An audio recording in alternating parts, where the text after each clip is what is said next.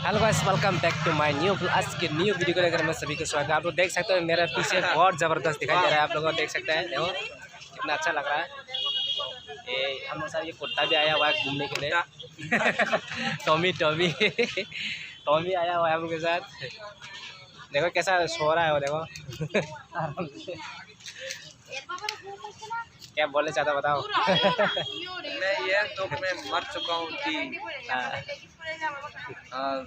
आने वाला वो थार थार देखो वहाँ पर थार कार दिखाई दे रहा है अभी सामने से आ रहा है लोग। देखो कितना अच्छा लग रहा है थार कार। हाँ? अरे देखा है फिर भी ऐसे ही देखने का अच्छा है। ज़बरदस्त सीन दिखाई दे रहा है हमारा, अच्छा लग रहा है।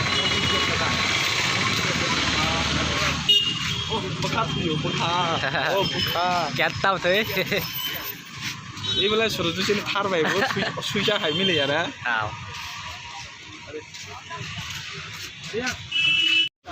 सो तो वो बड़े से ही वो उसका कुत्ता तोल कर मन कर रहा है उसको।